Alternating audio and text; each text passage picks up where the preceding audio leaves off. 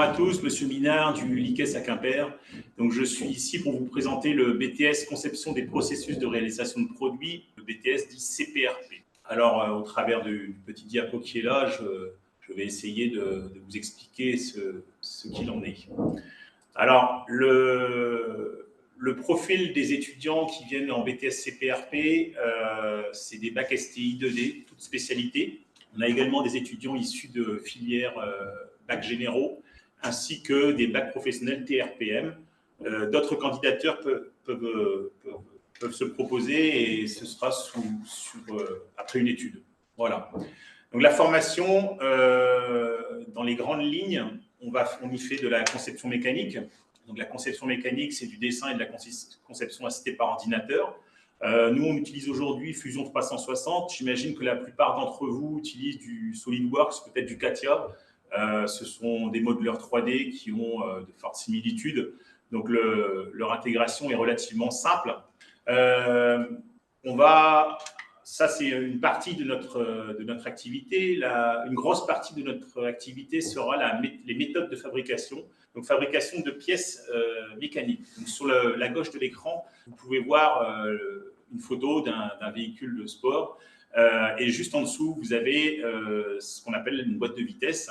Donc, boîte de vitesse qui va se composer de divers éléments mécaniques. Et donc, nous, notre rôle, ça va être de fabriquer, par exemple, certains éléments qui sont en jaune ici. Donc, la méthode de fabrication, effectivement, on va s'intéresser à la fabrication assistée par ordinateur, toujours Fusion 360. On va programmer des machines-outils à commande numérique. On va avoir une phase de métrologie. La métrologie, c'est ce qui concerne la mesure des pièces. Donc, il y a plusieurs typologies de mesures.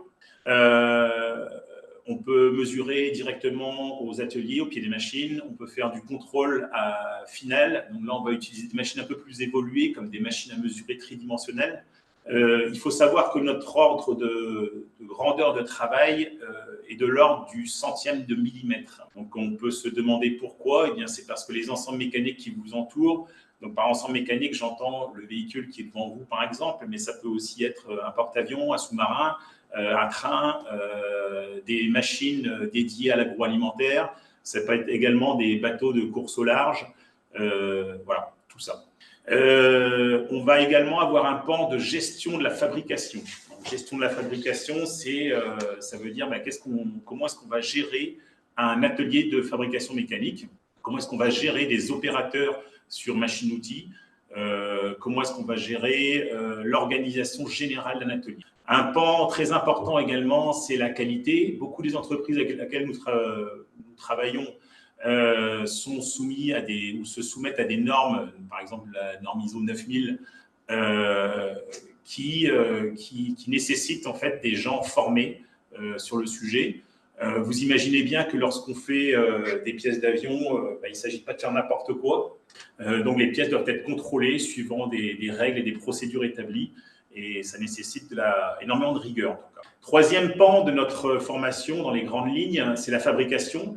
Alors nous, ici au LICES, on va fabriquer des pièces unitaires ou des ensembles dans nos ateliers sur des machines-outils à commande numérique. Donc ce sont en fait des centres d'usinage multi-axes qui sont totalement pilotés par des ordinateurs. Et donc on va effectivement réaliser la pièce, c'est-à-dire qu'à partir d'un brut, qui a plusieurs origines d'ailleurs, moulé, forgé, etc., on va venir avec des outils coupants enlever de la matière pour obtenir la pièce finale. Alors, l'emploi du temps d'un BTS CPRP. Il y a de l'enseignement général pour un volume de 12 heures par semaine environ, qui comprend mathématiques, physique, français, LV1 et pour ceux qui le souhaitent, de la LV2, espagnol ou allemand ou autre, à voir. Le STI. Donc, gros bloc finalement du BTS CPRP, puisque là, on est sur un volume hebdomadaire de 20 heures par semaine, où on va faire de la conception mécanique, de la méthode de fabrication et des travaux pratiques à l'atelier. Alors, je reviens un petit peu sur la conception mécanique. La conception mécanique, c'est quoi? Eh bien, il va s'agir de fabriquer des ensembles, des petits ensembles qui vont nous servir, nous, en tant que BTS CPRP, à tenir nos pièces dans les espaces machines. C'est ce qu'on appelle des porte-pièces. Donc, concevoir un ensemble mécanique, c'est compliqué. Ça demande beaucoup de rigueur, beaucoup d'attention. Il faut bien intégrer les données d'entrée, les données de sortie, les environnements. Ces petits ensembles mécaniques qu'on va concevoir doivent répondre à des attentes au sein des ateliers, des attentes en termes techniques, évidemment, puisqu'on fabrique, je vous rappelle, des pièces au centième de millimètre, mais également des attentes en termes de comment ça s'appelle, d'ergonomie, par exemple, pour leur manipulation, leur mise en œuvre, etc. Les méthodes de fabrication, c'est comment est-ce qu'on va s'y prendre pour fabriquer la pièce. Quelles vont être les étapes nécessaires, indispensables à la fabrication d'une pièce. Donc les étapes, elles sont diverses. Comme j'ai dit tout à l'heure, on va peut-être s'intéresser à obtenir des pièces issues de la forge, de la fonderie, etc. Ça, c'est la première étape, c'est d'obtenir un brut. La deuxième étape, c'est quelles vont être dans l'ordre chronologique, ce qu'on va réaliser sur la pièce. Est-ce qu'on va commencer par de l'usinage? Est-ce qu'on va y intégrer des traitements thermiques, des traitements de surface, des peintures, etc. etc. Travaux pratiques à l'atelier. Donc, nos étudiants sont sur des rotations de 4 heures minimum semaine dans nos ateliers. Donc là, ils vont prendre en main des machines-outils à commande numérique. Alors, c'est quelque chose qui peut être impressionnant puisque ce n'est pas quelque chose qu'on rencontre tous les jours.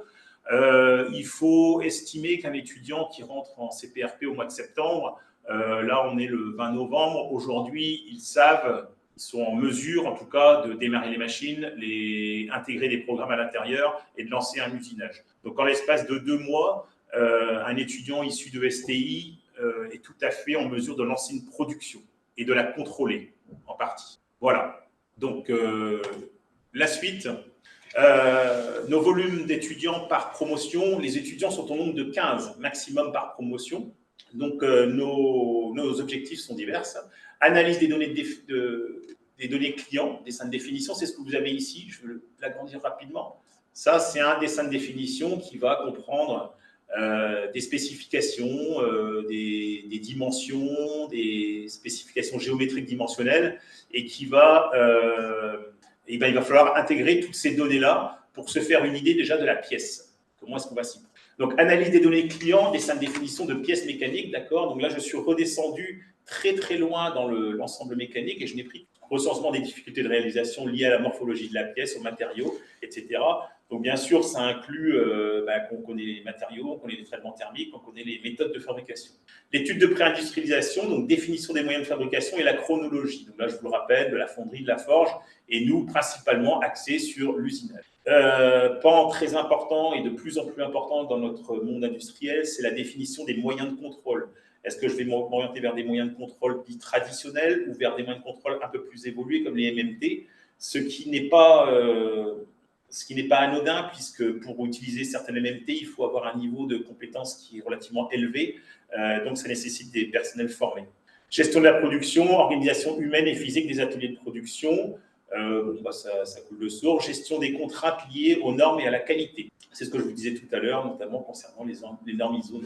Et la réalisation de pièces à l'atelier. L'objectif, c'est d'appréhender des difficultés de mise en œuvre des machines-outils et, par exemple, face à des résultats qui ne sont pas ceux attendus, effectuer l'analyse et se poser la question pourquoi est-ce que ma pièce ne marche pas et évidemment, est-ce que j'ai moyen d'améliorer mon processus? Donc, des compétences acquises nombreuses, conception de pièces et d'ensemble mécanique, maîtrise des contraintes liées au procédé de fabrication, gestion de personnel, gestion de qualité. Alors, ici, on parle de compétences. Moi, j'aime bien parler de casquettes, des casquettes dont dispose le BTS-CPRP et des casquettes qu'il va pouvoir utiliser en fonction de la typologie d'entreprise dans laquelle il va se trouver.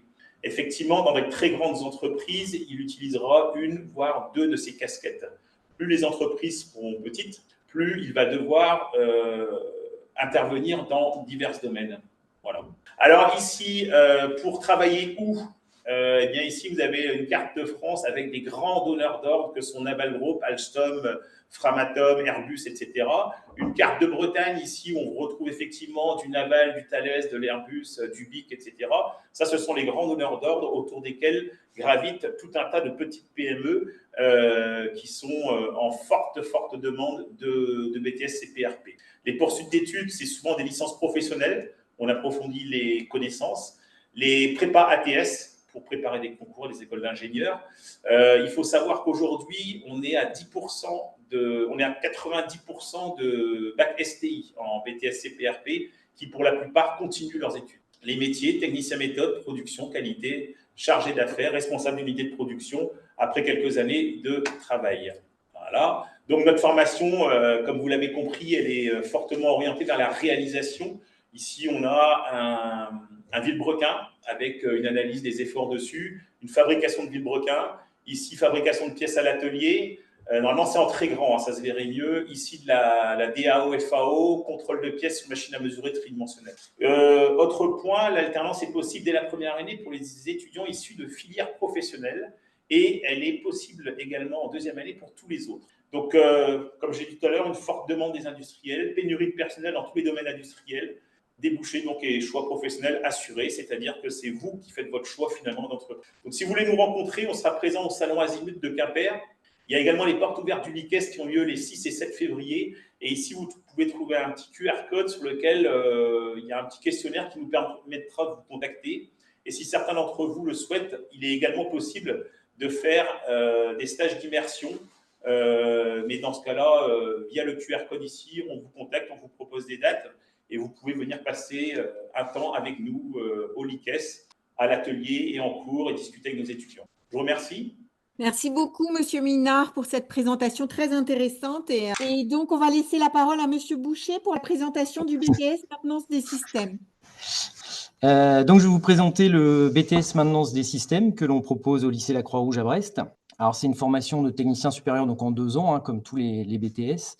Au niveau du recrutement, pour commencer d'abord les cibles, on recrute principalement des bacs STI 2D et des bacs pro, mais on est également ouvert à tous les bacs généraux et puis tous les bacs pro industriels. Voilà. Donc, c'est assez large.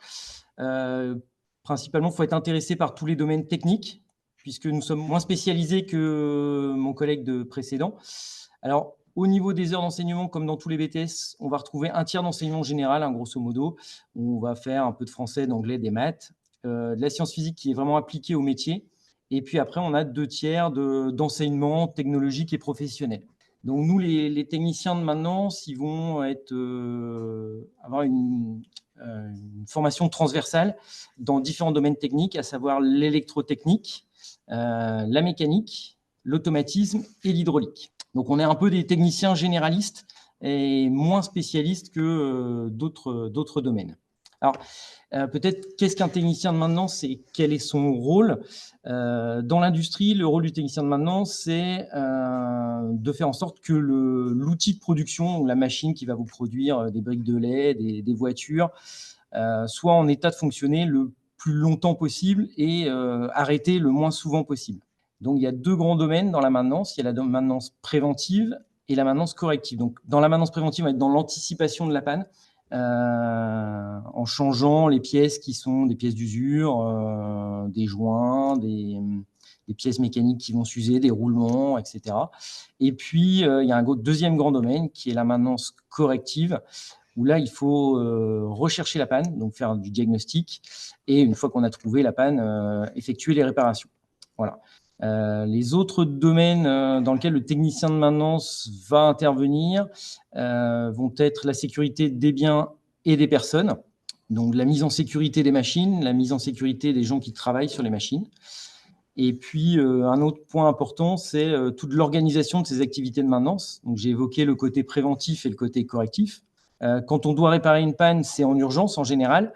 Et par contre, toute la maintenance préventive, donc toutes ces petites réparations avant une grosse panne, vont être faites et programmées en fonction de l'utilisation des machines.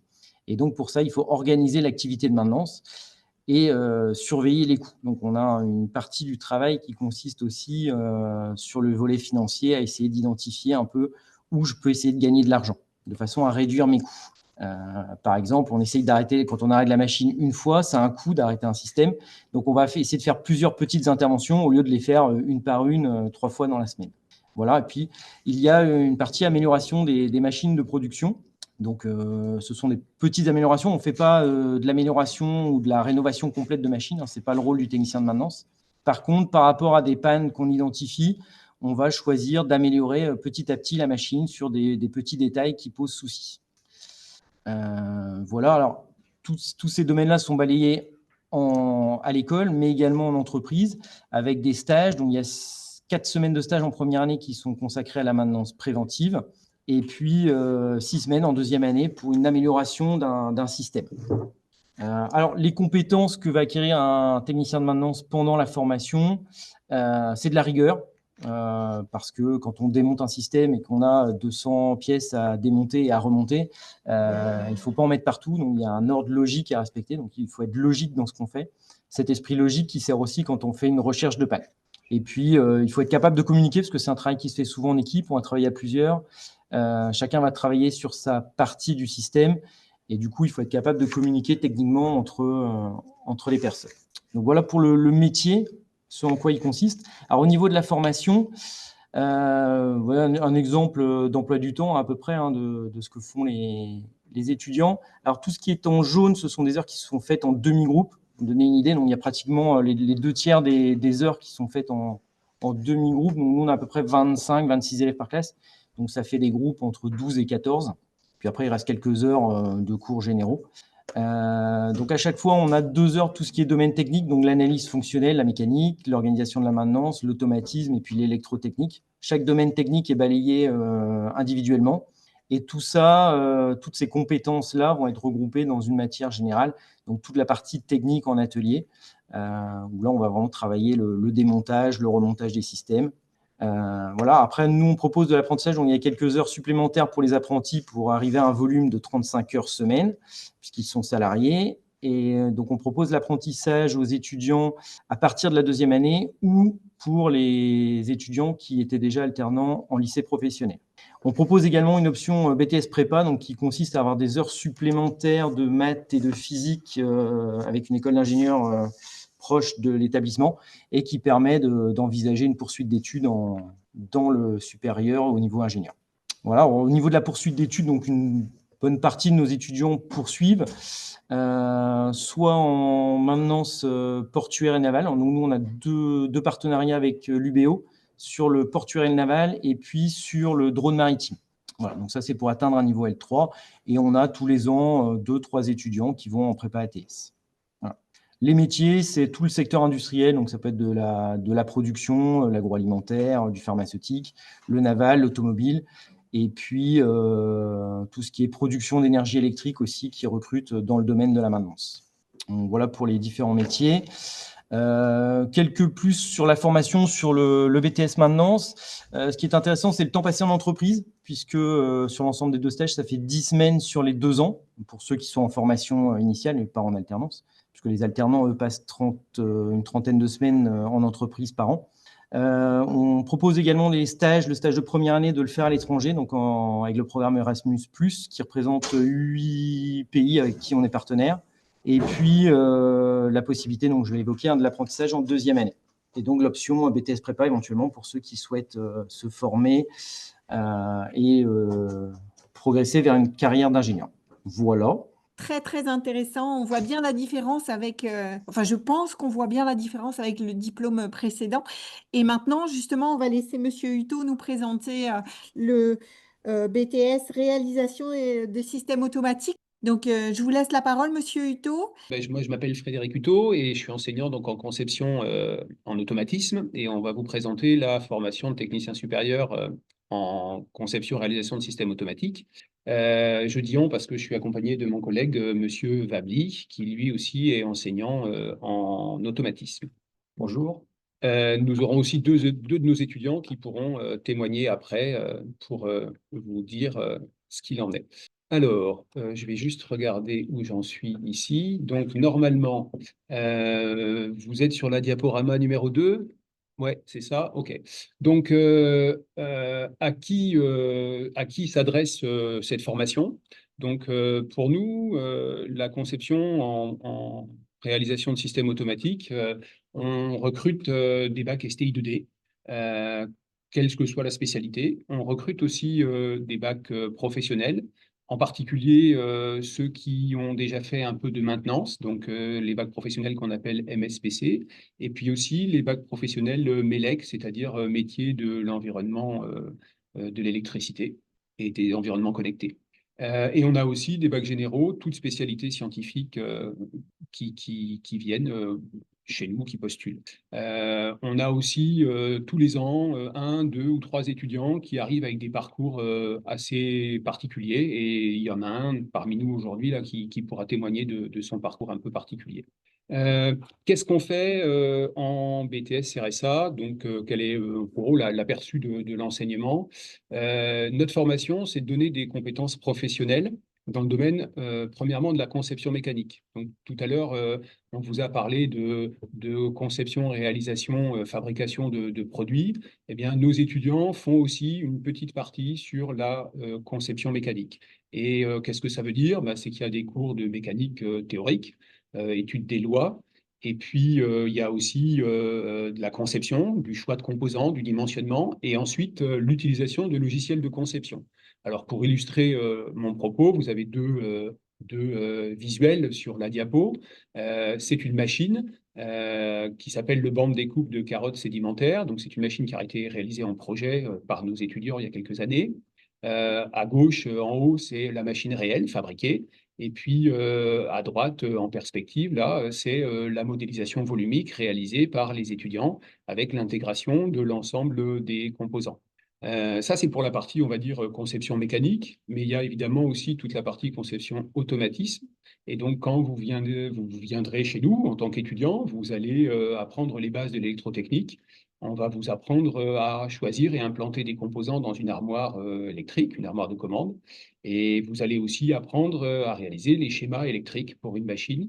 Et bien entendu, puisque la machine est automatique, il va falloir être capable de choisir et de programmer des contrôleurs logiques qu'on appelle des automates programmables industriels. Pour que vous puissiez être compétent et à l'aise face à la grande diversité des produits qui existent sur le marché, nous travaillons au niveau de l'établissement en automatisme avec plusieurs suites logicielles qui permettent de programmer des automates ou des écrans de différents constructeurs. Donc les plus fréquents que nous rencontrons dans notre région, c'est Schneider et Siemens.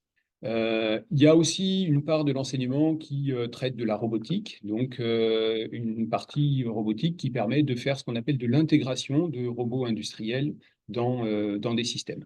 Cet enseignement est complété, bien évidemment, comme tous les BTS, donc comme les 2 BTS que vous avez entendus, enfin que vous avez vu précédemment, par de l'enseignement général, donc mathématiques, de la physique qu'on considère plutôt comme de la physique appliquée, de l'anglais, et puis culture générale, pardon, et expression. Voilà, on peut passer à la diapo d'après. C'est le cas. Ça y est. C'est le cas. OK. Donc, la diapo d'après, dans le détail, vous avez les volumes horaires de première et deuxième année. Donc, je n'ai pas mis un emploi du temps hebdomadaire, même s'ils sont figés, hein, ils ne changent pas, ils restent le même toute la semaine. Ce qu'il faut remarquer, c'est que sur les 32 heures hebdomadaires, que ce soit en première ou en deuxième année, la partie professionnelle, technologique, représente 20 heures dans chacun des cas, c'est-à-dire à peu près les 2/3 du volume horaire. Mais attention, on dit enseignement professionnel et technologique, ça ne veut pas dire que vous allez passer 20 heures dans un atelier, hein. Notre BTS, c'est une petite partie en atelier avec de la réalisation, un gros projet en deuxième année, mais la majeure partie du temps, on est derrière un ordinateur et on fait de la conception ou on fait de la programmation. Dans notre BTS, nous avons 30 places, en fait, une capacité d'accueil de 30 places, 30 étudiants par année, et nous sommes en partenariat avec la Marine nationale, donc il y a 4 places chaque année qui sont réservées à des jeunes qui souhaitent s'engager dans la Marine. Et tous les enseignements professionnels sont réalisés en groupe, c'est-à-dire que sur une promotion, alors cette année, on a 23 ou 24 étudiants, je crois, en première année, donc nos groupes sont constitués de 12 étudiants. Et tout l'enseignement professionnel se fait en dédoublement, comme ça.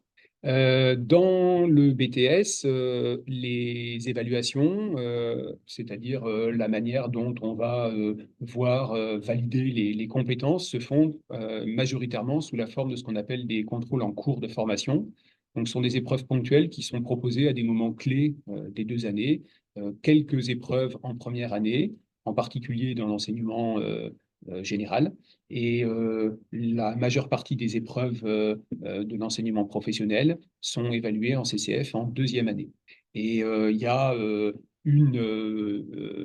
deux en fait, épreuves qui restent nationales, comme dans tous les BTS, la culture générale et expression, et une épreuve de dimensionnement choix de composants. Et je vais maintenant laisser la parole à mon collègue, Monsieur Vabli, qui va vous parler de ce qui nous semble être l'atout principal de notre formation. Si vous pouvez passer à la diapo suivante, c'est le projet industriel de 2e année. Allez. Alors, le projet, en fait, il ne concerne que les étudiants de la 2e année.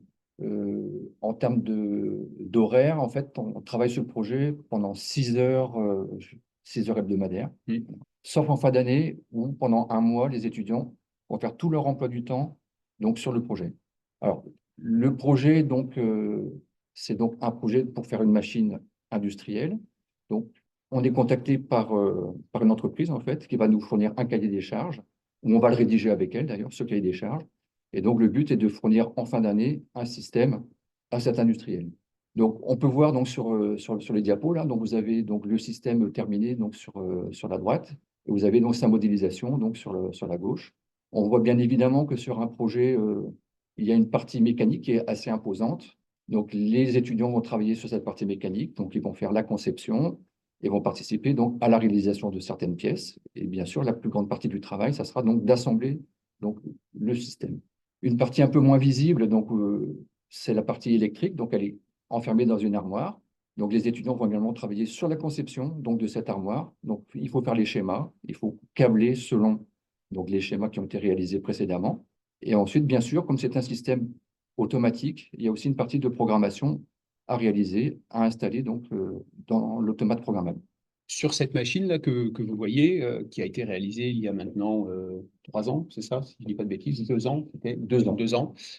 Donc, on a réalisé 2 machines comme celle-là pour l'entreprise Protechno. Et donc, il y a un lien sur la présentation, là. Alors, je ne sais pas si cette présentation sera mise à disposition des personnes, mais en cliquant sur le lien, vous irez sur le BTS, le site du BTS du lycée Vauban, et vous trouverez des vidéos qui montrent vraiment le fonctionnement de la machine. D'accord. Voilà, l'entreprise Protechno est une entreprise qui est située sur Brest. Là. On a réalisé pour elle 2 machines comme celle-là, et ils nous en ont donné une en fait que nous avons pu rénover et qui nous sert dans l'établissement actuellement d'exemple pédagogique, et on fait des travaux pratiques avec les étudiants dessus. Et pour les poursuites d'études, Ouais. donc comme pour la plupart des BTS, donc les poursuites d'études, alors c'est essentiellement des licences professionnelles. Donc il y a un bon pourcentage d'étudiants qui poursuivent donc dans ces voies. Ensuite, vous avez également donc la possibilité d'intégrer des licences universitaires, donc en L2 ou L3. Et ensuite, vous avez possibilité de continuer donc dans des études un peu plus longues, donc les écoles d'ingénieurs. Mais ça, c'est réservé vraiment aux meilleurs de la promotion. Alors, en passant par les classes préparatoires ATS, ou alors en intégrant directement donc, des écoles d'ingénieurs sur dossier. Voilà, on a eu des étudiants qui ont intégré notamment l'école des mines, par exemple, à Metz. Voilà. Voilà, il me reste à vous remercier tous, à remercier tous nos intervenants et les étudiants, et puis à vous souhaiter une bonne continuation dans vos démarches d'orientation. Merci à tous. Au revoir, bonne fin de journée. Bonne fin de journée, merci. Au revoir. Au revoir. Merci. Au revoir.